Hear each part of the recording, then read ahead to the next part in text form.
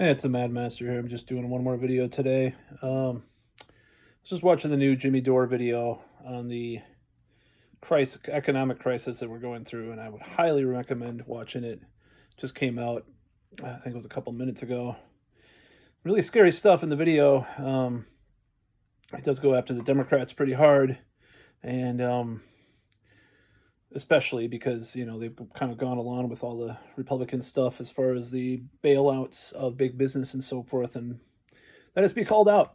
And then also, I guess Garcetti in Los Angeles gave permission for this restaurant to open across the street from this one that was closing, but it happens to be there's like some associated with some film company. So like, see, that's the kind of thing that we're calling out. These videos, like what I call out in these videos, the hypocrisy and the just the sheer nerve of these people to contradict themselves at every opportunity. So, you know, and from the beginning, that's why I thought there was something wrong with the virus thing, is because just all this weird stuff like that, like, and it's getting worse and worse. And I mean, just the hypocrisy, the contradictions, and the faulty ideas perpetuated with this whole thing. So, just some thoughts on that. And I said I wouldn't. I'm still gonna. I keep saying that I'm going to trickle down, not trickle down. That's not the right word. Scale down the amount of these videos, but the Jimmy Dore video really got me thinking about this stuff, and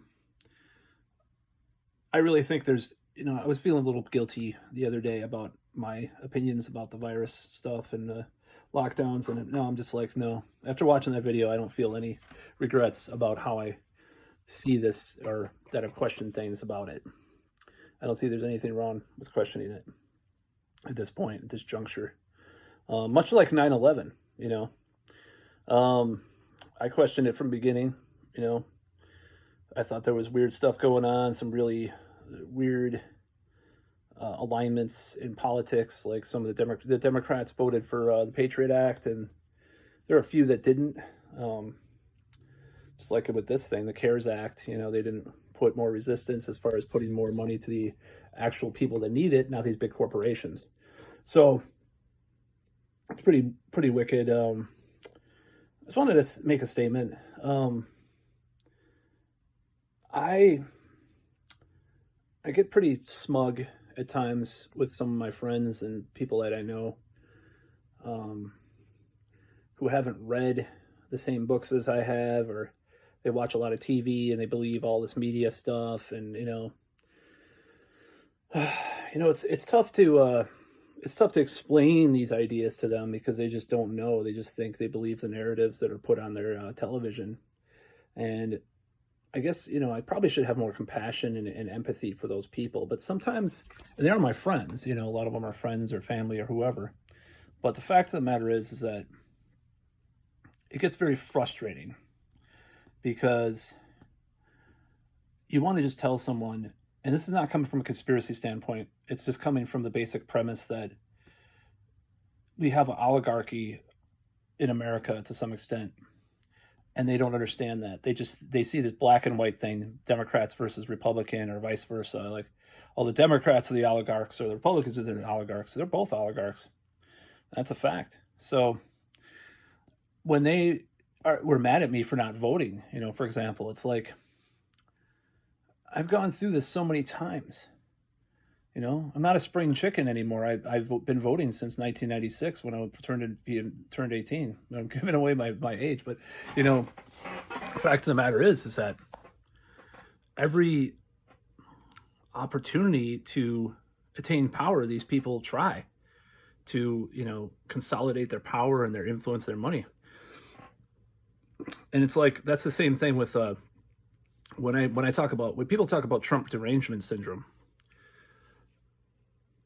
I think my take on it is that that they're talking about things that Trump does that the other side does as well, but he just does it in this tacky way So they pay more attention to it. When the other side does the same thing, they don't pay attention to it. That's Trump derangement syndrome. Or ignoring anything good he does. Like Pelosi, like blocking the bill that would, give people another stimulus. It's like, well, it has his name on it. I watched the interview. It's in Jimmy Dore's new video. It has his name on it. I'm not going to send it out. It's like, that's fucking insanity. Putting people at risk for foreclosure, eviction, fucking homelessness because you want to make a point against Donald Trump. So it's pretty ridiculous. These people need to be taken out of power. I mean, if I was on BitChute, maybe I'd say just the first part of that. But no, they do. They need to be voted out, and I think they should be. I think some of them should serve jail time. To be quite honest, like Garcetti, Newsom, Cuomo, Lightfoot, Whitmer, and the Austin mayor too. They should all serve jail time. I mean, even if it's just like a light jail sentence, like the mayor of Austin, like, well, he should go to jail for like 3 nights. Like a regular jail. Let's throw him in the fucking slammer, like the drunk tank, kind of thing, like where it's isolated. Maybe you get some reading time and maybe you get to make a few calls, but he should be thrown in jail for a couple nights. So there's just the hypocrisy and the bullshit.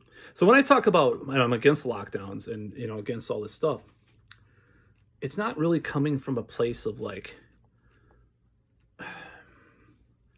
It's coming from a place that I see these contradictions and some of this hypocrisy so much that I think, what is going on here? And I question it. And I've looked into all the epidemiology and the stats on the virus and all this stuff, and it's just like I just can't comply to what's going on because it seems like something's going on that's not good. And you watch that Jimmy Dore video, you find out what I'm talking about. It's like all this stuff, like these people making the stock market is an all-time high. How does that happen? We're in basically a Great Depression in a lot of ways, and the stock market's at an all-time high. Businesses are closing. Espresso Royale, my favorite fucking coffee shop, other than Steep and Brew, which is still open on the west side of Madison, closed down because of the pandemic. It's not like they were like Starbucks, but they weren't like totally small. They had they were a chain, but that was my favorite place. And they're just like, oh, it's selfish. You're talking about your favorite coffee shop when people are dying. Well, then if you're going to do a fucking lockdown, then do the UBI thing for whatever amount of months that you think it's going to work. Why don't you fucking try that then? Instead of giving corporations money, instead of ignoring, the average person that's being affected by this shit. Instead of that, you're virtue signaling, but you're a fucking hypocrite. AOC is not necessarily a hypocrite, even though she did vote for the CARES Act. At least she's like she's making public statements about it. At least, she's not really putting holding Nancy Pelosi or people accountable that she should. But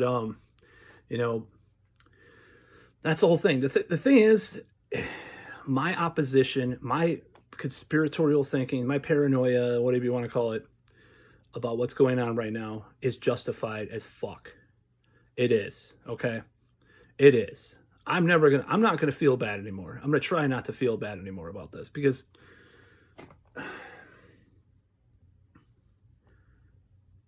you can't, it just can't happen anymore. This is unacceptable, I mean, like I said, I sympathize with people that are, more alarmists about the facts of the virus, and if they back it up with actual belief that we need a UBI and to support the small businesses. If they don't support that, then fuck them. If they're just some brain dead Biden supporter that believes he's the savior, and fucking like the 2-party system is great and the Republicans are the only evil ones, then fuck you. Fuck you. Take a look at what your people are doing. The Democrats right now. Buckling down, weakness. So, and I have some friends that are like that, So There's a few friends that are more nuanced than that, thankfully, that I know. But a lot of friends, a few friends that are like that. They watch the news all the time and buy into the mainstream narrative. That's their family. You know, that's their problem. It's not mine.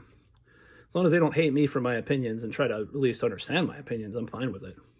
But they just fucking like turn me off and like delete me on Facebook or block me on Messenger like one person did. It's like, fuck you, man. Fuck you. You know? Especially the one person that I'm thinking of right now that I used to give rides to. I give rides to another guy too that role plays with us, but all right, we'll go ahead and ignore everything. Just go ahead and ignore what's going on. Go ahead. You're better than me because you think hiding in your fucking house until you get a vaccine is the right thing to do for people and all this stuff, but you're supporting the same people that are, you know, made this shit happen in the first place. If you do believe in all those narratives, they made it happen with with the neoliberalism and with the, you know, free trade and all that. You're supporting these same people that voted for that shit. You're supporting the people that spread the virus in the first place. You know, all this shit. If you believe in the mainstream narrative, you still are. So made me mad about 9/11 too. It's very similar. Everything about this is so similar to 9/11. It's just weird. But that's about all.